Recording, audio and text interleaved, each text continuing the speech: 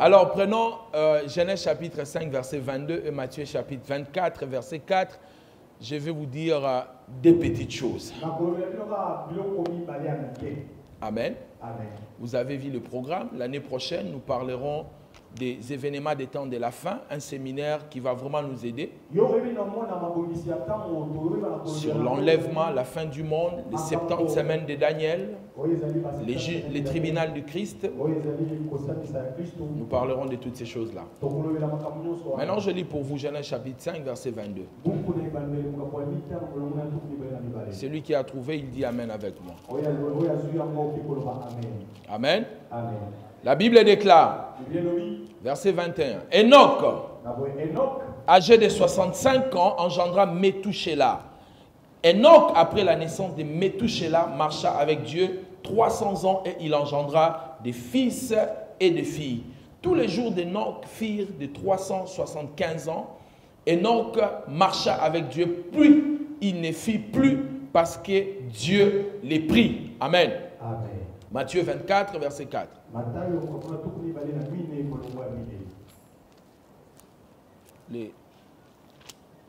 Qui a trouvé? Matthieu 24, verset 4, à partir du verset 4.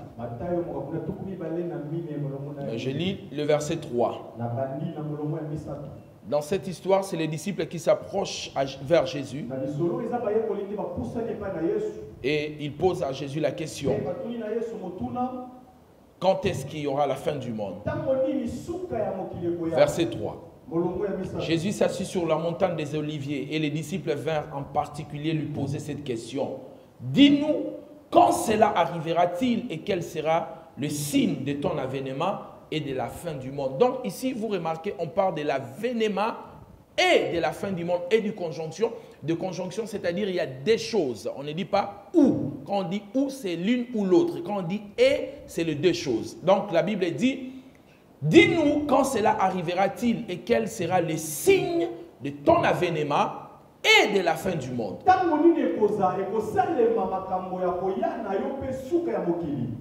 Jésus leur répondit: prenez garde que personne ne vous séduise, car plusieurs viendront sous mon nom disant c'est moi qui suis le Christ, et ils séduiront beaucoup de gens.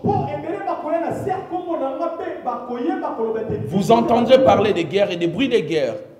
Gardez-vous d'être troublés, car il faut que ces choses arrivent, mais ce ne sera pas encore la fin. Une nation s'élèvera contre une nation et un royaume contre un royaume. Il y aura en divers lieux des famines et des tremblements de terre. Tout cela ne sera que le commencement des douleurs. Amen. Amen. Seigneur, bénis ta parole. Au nom de Jésus-Christ, ton Fils, j'ai ainsi prié. Amen. Amen. On acclame la parole du Seigneur.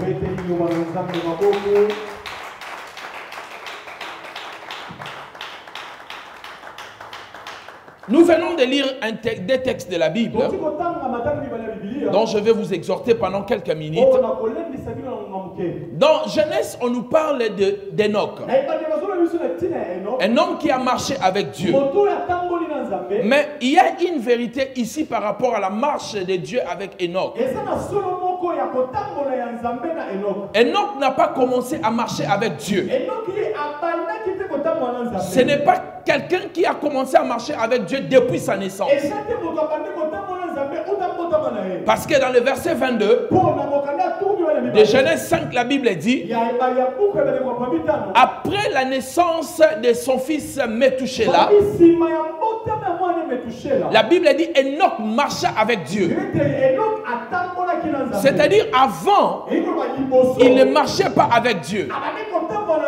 Mais il a commencé à marcher avec Dieu à une certaine période de sa vie. Bien-aimé dans le Seigneur, il y a encore temps que tu peux prendre la décision de commencer à marcher avec Dieu, de changer votre vie, d'avoir une autre style de vie, une autre façon de marcher avec Dieu, une autre manière de vivre votre vie chrétienne, une vie chrétienne qui influence, mais pas une vie chrétienne qui est influencée. Dans notre monde, il y a soit vous influencez, soit on vous influence. Et tant qu'un chrétien, quelqu'un qui marche avec Dieu, tu dois avoir le caractère d'influencer. On ne doit pas t'influencer. Si hier, tu n'as pas bien marché avec Dieu, cela est possible qu'aujourd'hui, que tu commences à marcher avec Dieu. Si hier, tu as eu une autre style de vie, aujourd'hui, tu peux avoir une autre forme de vie. Tu peux commencer à marcher avec Dieu d'une autre manière. Car la Bible dit, Enoch, il a commencé à marcher avec Dieu lorsqu'il a eu son fils Métouchéla.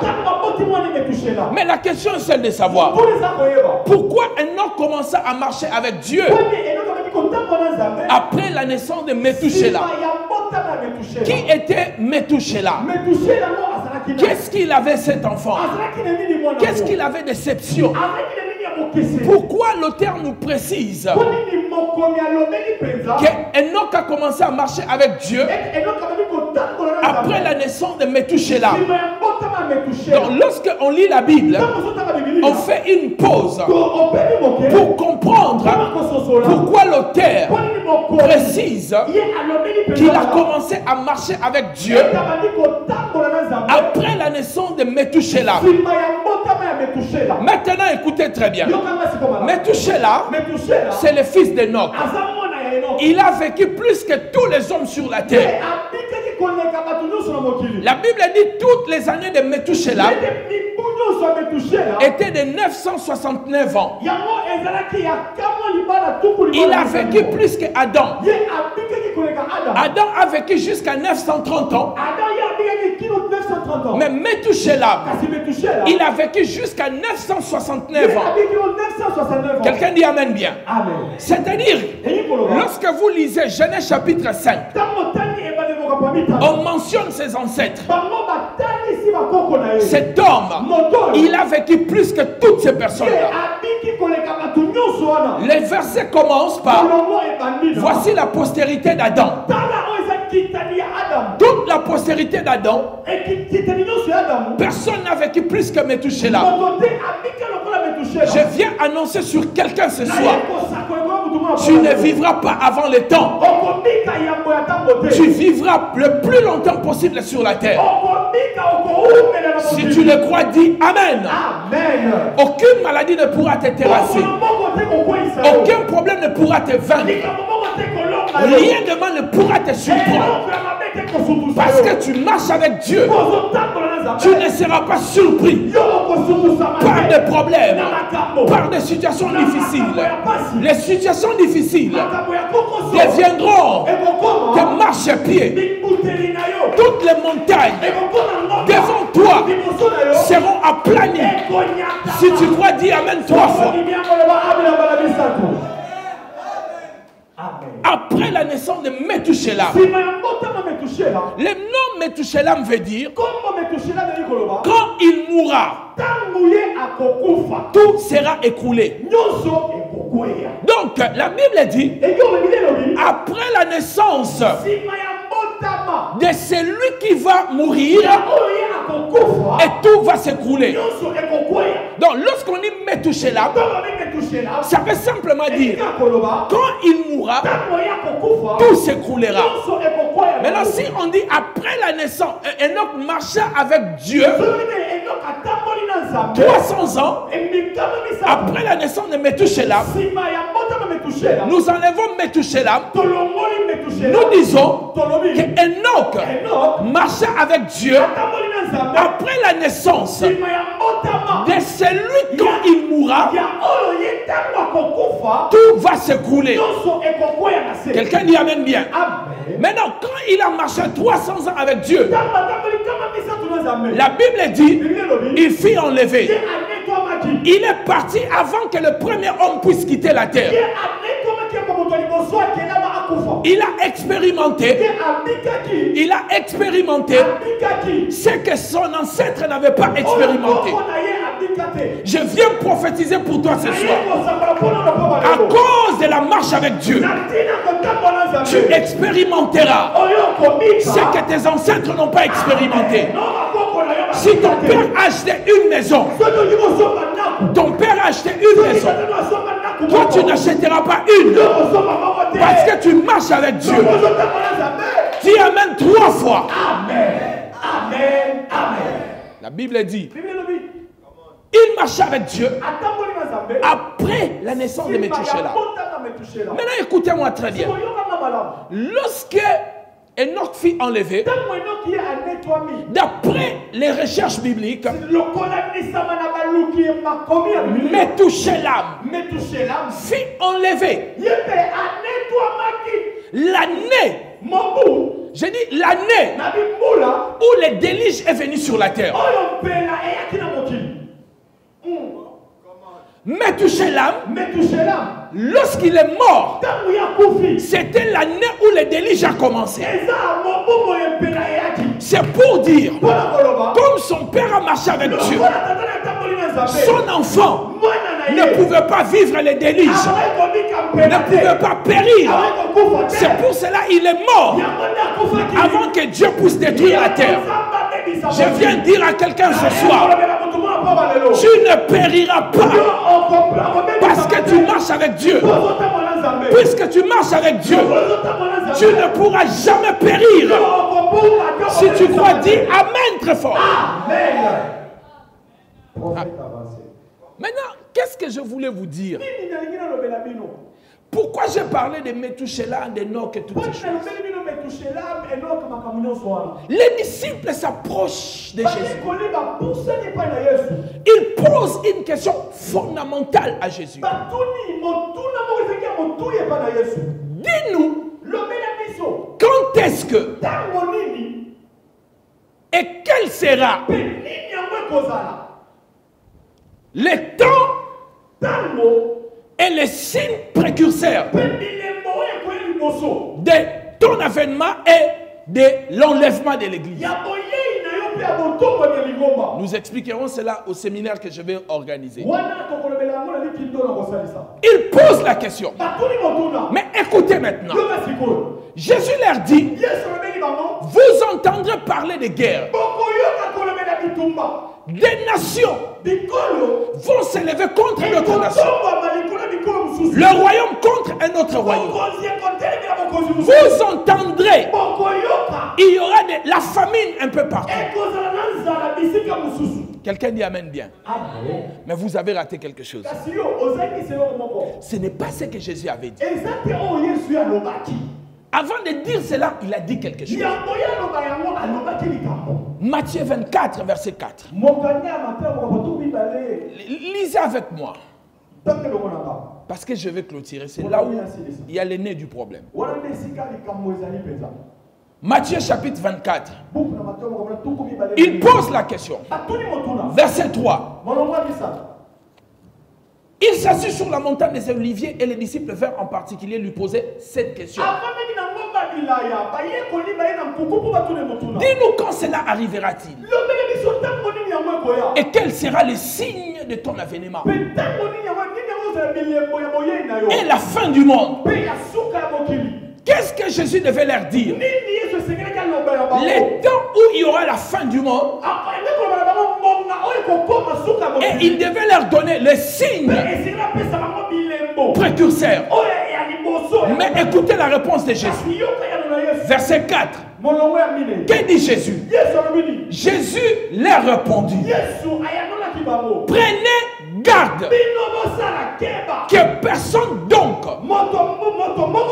ne vous séduise. Avant que Jésus parle de la guerre, des tremblements de terre, de la famine, il a dit d'abord, prenez garde, que personne ne vous séduise.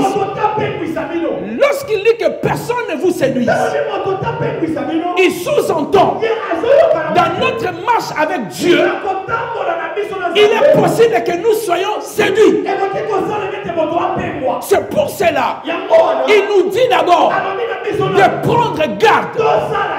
Parce que la seule chose qui peut nous sauver, contre la séduction, c'est lorsque nous prenons garde.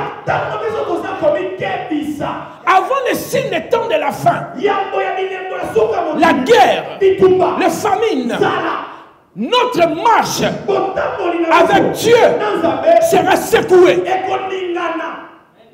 par des problèmes, par la famille. Même ton mari peut t'interdire de venir à l'église parce que le diable, il veut toucher ta marche avec Dieu. Même ton frère, il te montera contre ton église parce que le diable veut toucher ta marche avec Dieu. Et la seule chose qui peut te protéger, c'est de prendre garde. Vous savez, lorsque je suis un ancien boxeur, la seule chose qu'on nous disait souvent, lorsque tu es en train de faire le combat, le sparring ou tout ce que tu fais, il faut toujours garder, il faut toujours bien se protéger. C'est pour cela, même quand tu donnes un coup, il faut remettre toujours ton bras. Parce qu'à n'importe quel moment, tu peux recevoir un crochet et tu vas tomber KO. La seule chose qui peut te protéger des chaos spirituels, c'est de prendre garde. Je suis venu parler à l'église de prendre garde contre toutes les attaques du diable. Vous entendrez des choses dans cette église. Les gens vont dire, parce que la gloire de Dieu va se manifester. Mais toi, ce que tu dois faire, c'est de prendre garde pour que les diables ne bougent pas ta marche avec Dieu. Donnez-moi un amen bien. Prenez garde. Dis à ton voisin, la fin n'arrivera pas sans la séduction. Et pour ne pas être séduit, tu dois prendre garde. Pendant combien de jours? Tous les jours. Pendant combien de temps? Pendant tout le temps. Quelqu'un dit amen bien. Dans la boxe, tu peux mener jusqu'au 11e round. Mais à la fin, tu peux avoir un coup et tu perds le combat parce que tu as baissé la garde. Dis à ton voisin, ne baisse pas la garde. Ne baisse pas la garde.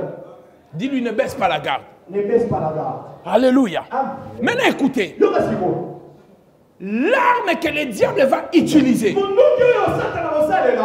pour détruire les gens avant la fin du monde, ça ne sera pas autre chose que la séduction. La Bible dit, prenez garde contre quoi? La séduction. Le diable va utiliser la séduction pour détruire la foi de plusieurs personnes. La séduction de faux enseignements. La séduction des hommes beaux et des femmes belles. Laissez-moi vous dire une chose. Notre monde, dans les années qui arrivent, les choses qui vont sortir seront toujours belles. Les filles seront de plus en plus belles. Les hommes seront de plus en plus beaux. C'est pour cela qu'il y a aujourd'hui des chirurgies, comment on appelle ça? Esthétiques. Toutes ces choses-là, c'est la séduction. Le diable, il passera par la télé. Il passera par l'église. Car la Bible dit, la trace du serpent sur les rochers. Les rochers qui est l'image de l'église. Les serpents vont passer par là. Par la séduction. Pour séduire plusieurs personnes.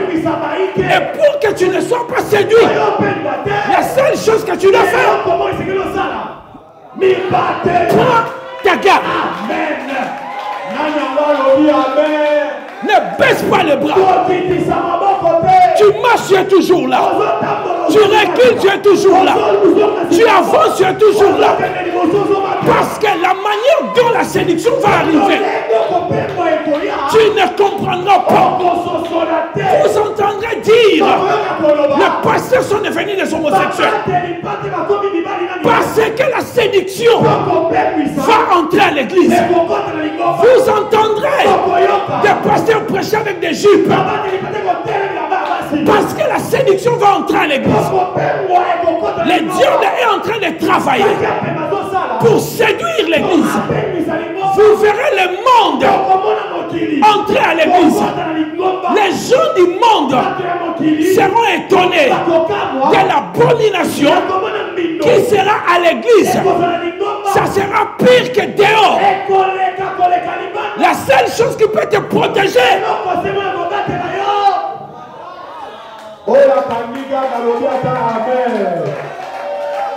je ne sais pas quand est-ce que le combat va commencer. Mais je prends garde. Je ne sais pas quand est-ce qu'il va me donner le coup. Je prends garde. Je ne sais pas quand est-ce qu'il va m'éloigner de Dieu. Je prends garde. Laissez-moi vous dire une chose. La séduction, qui est l'arme que le diable va utiliser. Le mot séduction, ça veut simplement dire manœuvre, stratégie, tactique, manière pour conduire quelqu'un à la perdition. Le diable, il créera des tactiques, il créera des manœuvres. Si tu aimes l'argent, il va utiliser l'argent comme une séduction pour te détruire. Si tu aimes les filles, il va mettre de belles filles devant toi. Si tu aimes des hommes, il va mettre des beaux gosses devant toi. La finalité, c'est pour briser ta marche avec Dieu. Et qu'est-ce qui peut me protéger de cela?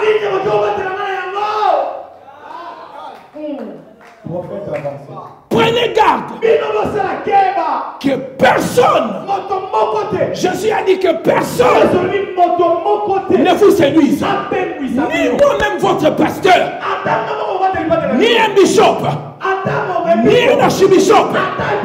Jésus a dit, lorsque vous allez prendre garde que personne ne vous séduise, même pas la prédication du pasteur, si elle ne tient pas dans la Bible, je prends toujours garde. Je ne reçois pas cela. Je rejette cela. Car je peux vous prêcher tout en étant très séduit déjà.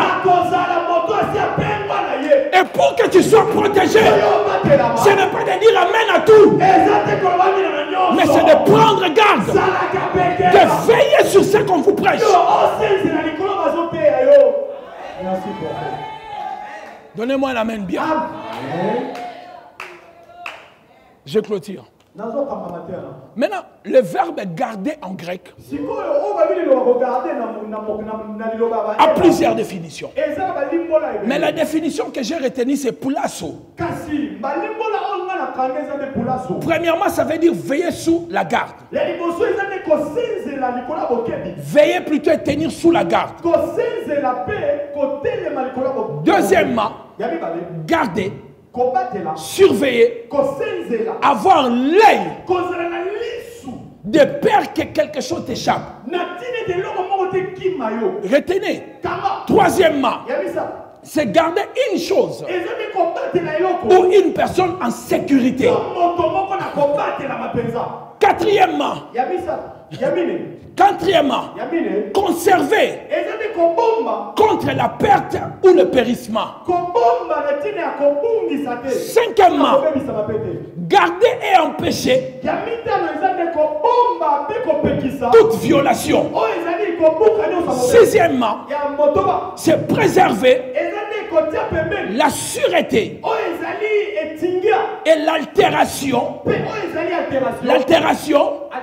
et l'affaiblissement de quelque chose. La dernière définition, c'est empêcher d'être emmené très loin de la place initiale. La séduction a pour objet de vous conduire très loin de la marche avec Dieu. Et prendre garde, c'est la chose qui vous empêche d'être éloigné de Dieu.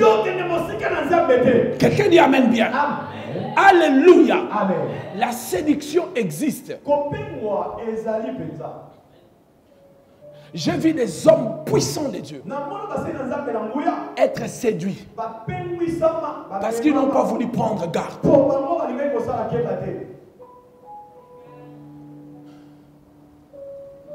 J'ai vu des gens être séduits parce que ils n'ont pas voulu prendre garde. Jésus nous a dit, avant la fin du monde, avant même de dire qu'il y aura la guerre, il y aura la famine, il y aura des tremblements de terre. Il a dit ça, ce n'est pas votre problème. Mais c'est que vous devez faire. Prenez garde que personne ne vous séduise. Le monde est en train de nous séduire. Même la télé est en train de vous séduire. Il y avait une série en Europe. On appelle ça Fait de l'amour. J'aimais tellement cette série. Ma prière que je faisais de sorte que je termine avant 12 heures. Pour aller regarder le Fait de l'amour. Une histoire sale où le père sort avec sa femme, sa belle-fille et ses copines. Et c'est ce que moi je vais mettre dans ma tête. Et j'étais prêt à laisser Dieu pour dire à Dieu, je vais d'abord regarder cette série. Et il y a des gens ici, à cause de ta série, tu ne viendras pas au culte. La séduction est en train de travailler déjà. Quand la séduction commence, elle ne dit pas que je suis là. Le diable ne vient pas chez toi et dit je suis venu. Non, le diable vient toujours comme un ange de lumière. Il se déguise toujours comme un ange de lumière. Pourquoi ça ne te dérange pas de rester des heures et des heures sur WhatsApp? Mais quand tu pries 30 minutes, 15e minute, tu n'as plus de paroles. Mais toutes les paroles que tu dis sur WhatsApp, ça parle. La séduction. Le monde va faire sortir encore des choses pour nous séduire. L'objectif de la séduction, c'est de nous éloigner de plus en plus du temps qu'on a pour Dieu. C'est-à-dire, remarquez, si tu avais 2 heures de prière pour Dieu, au jour d'aujourd'hui, tu n'as qu'1 heure, peut-être moins. Peut-être moins. Mais quand tu regardes, avant que tu entres sur Facebook et WhatsApp, tu priais beaucoup. Maintenant, Facebook a pris la place de Dieu. WhatsApp a pris la place de Dieu. La séduction est en train de travailler. On veut nous faire avaler des choses. La famille Kardashian. Quand tu les rates, c'est comme si c'était la fin de ta vie. Et le diable t'a déjà touché dans le cœur parce que c'est ça le modèle que le diable veut que tu gardes. Et la finalité, ton fils risque de devenir homosexuel. Tout ce que tu vois constamment finit par influencer ta tête. Qu'est-ce qui t'attire? Le plaisir des choses de Dieu ou de ce monde? Ce monde avec ce plaisir vont passer. La Bible dit, affectionnez-vous des choses d'en haut. Je ne suis pas contre la richesse. C'est un moyen pour moi de faire plaisir à ma famille. Mais ce n'est pas un moyen pour m'éloigner de Dieu. Ce n'est pas un moyen pour me dire de vivre une vie de saleté. Quand Dieu me bénit, je fous peur, faire plaisir aux gens qui m'entourent. Mais quand toi, Dieu te bénit, une partie, ça doit partir ailleurs. Je vous ai parlé de cette sœur qui a dit au pasteur, pasteur, je suis bien avec mon mari quand il n'a pas d'argent. Je l'avais quand il n'avait pas d'argent. Je l'ai récupéré quand il n'avait plus d'argent. Maintenant, je prie toujours Dieu. Je dis à Dieu, ne le bénis pas, ne lui donne pas l'argent pour que je le garde. Alléluia. Nous voulons prier, Église. Sonne ton cœur aujourd'hui. Est-ce que tu es toujours en train de marcher avec Dieu? Tu ne te rendras pas compte que tu t'es éloigné de Dieu. Alléluia. Amen. Vous savez pourquoi? Parce que tu vas encore sentir cette fraîcheur. Voilà, quand je suis ici, je sens la fraîcheur. Même quand je suis là, je sens toujours la fraîcheur. Quelle est la différence? C'est que je ne suis plus près de cet appareil. Je suis loin, éloigné. Mais comme je sens la fraîcheur, je crois toujours que je suis tout près. Et il y a des gens ici dans cette église. Vous sentez toujours les choses, vous dites à Dieu est là. Quand tu pries, tu vois encore des chairs de poule, tu dis il est là. Le problème c'est que tu n'es plus encore plus près de lui comme hier. Ce soir, c'est un moment de consécration. Tu vas te... Je ne sais pas si ça existe en français, te reconsacrer. Tu avais une vie consacrée. Tu avais des choses que tu faisais dans la semaine, tu disais à personne. Tu gênais. Tu priais. Mais maintenant, tu passes le temps dans les hôtels. Tu passes le temps dans des nganda. Tu n'es plus dans la consécration. Le diable, il peut t'abattre seulement quand il te conduit loin de Dieu. Il ne va pas te tuer quand tu es entre les mains de Dieu. Je vais clôturer par cet exemple que j'ai toujours donné. Venez frère Sam, frère, venez. Doudou, venez. Vous connaissez cet exemple. Venez, venez, rapidement, rapidement. Regardez, tenez-vous. Tenez-vous et toi tu restes dehors. Tenez-vous. Tenez-vous, vous connaissez l'exemple. Venez. Doudou vient. Tenez-vous comme ça. Et Doudou est là. C'est le diable bien qu'il ne l'est pas. Alors moi je suis protégé par Dieu.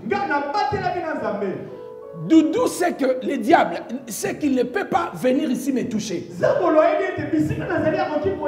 Parce que je suis couvert par Dieu. Qu'est-ce qu'il va faire?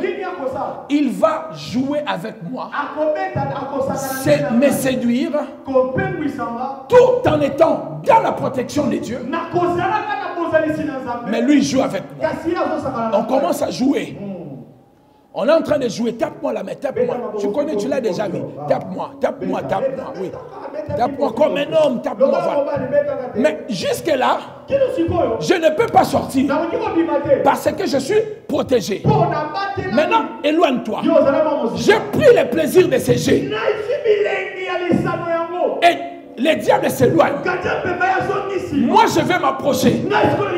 Je continue à jouer. Le diable sait qu'il ne peut pas entrer. Mais lui, il va s'éloigner. Plus il s'éloigne, plus moi je sors. Tu vas te rendre compte. À un moment, tu priais 2 heures. Tu commences à prier 1 heure. Tu commences à prier 30 minutes. Tu commences à prier 10 minutes. Tu te réveilles le matin. Tu n'as pas prié. Et avant de manger, tu fais une fausse prière en éternant la main comme ça. Seigneur, bénis ces repas. Avant de dormir, Seigneur, tu dors. Le diable t'a déjà pris. Jésus t'a dit merci. Prenez garde que personne ne vous séduise. Tenons-nous debout. Tu acclames la parole du Seigneur.